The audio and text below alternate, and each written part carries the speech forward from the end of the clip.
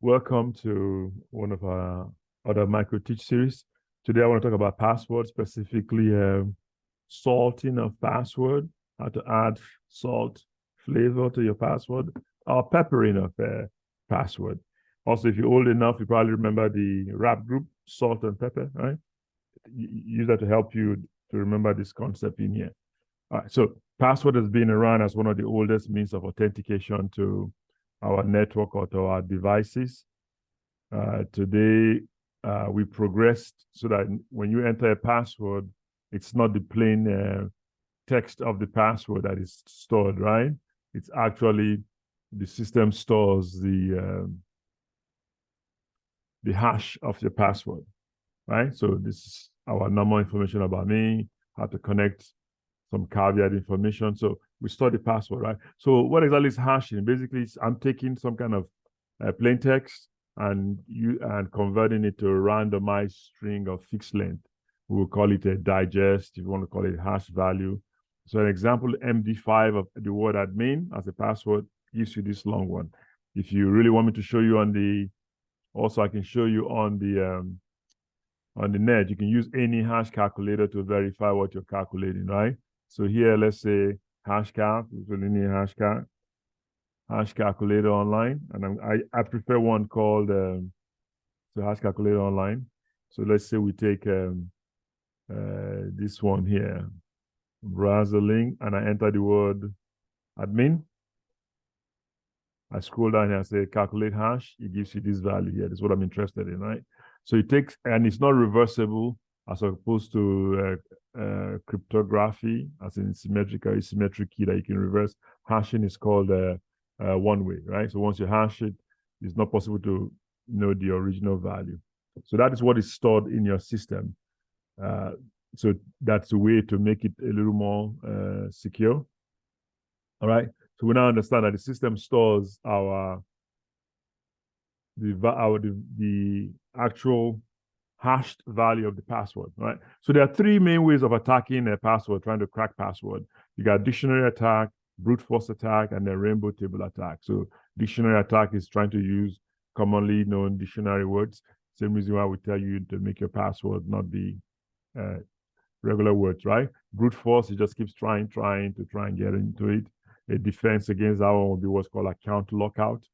And the rainbow table is having a set of pre-computed hash and the password and trying to use it to crack the password. What are you using? Cain and Abel, John the Ripper, they can implement both or any of these three attacks method, right? So now comes the issue about salting. So salting is I'm taking some kind of random value and adding it to the password. So preferably I'm using a good random value generator to the password. So like in that previous example where I had the word admin, you probably add a salt to it, right? So you hash the output of the password entered by the user with the concatenated salt, and you now store the hash and the salt.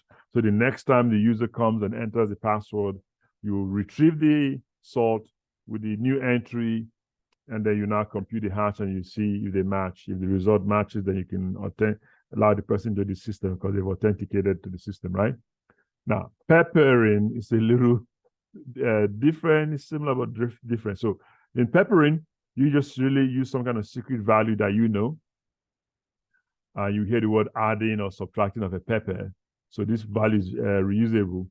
With peppering, see my example here, if my pepper is B6FN0, I will take a password. If I'm doing the adding of pepper, I'll add that in there. If I'm subtracting, I will remove that BF0. So the question is, how do you know where the pepper is? And how do you make sure that you're doing it the right way? So if I know like the pepper is the last maybe 5 characters, then I could just delete when I enter it. I can go backspace 5 ways. But I personally prefer salting. But again, it depends on what your system has. And different vendors have different ways of doing this, right? But just think about it too. So what do we recommend for your password? If you want to go and look at NIST standard, but you generally have at least 8 characters involving small letters, capital letters, numbers, and symbols or special characters. And don't share your password Of course, use different passwords for different accounts because survey shows that people reuse their password. And then once you have a breach, data breach, and your email is sold out there, you know you are exposing yourself. And you change your password frequently, 60 to 90 days.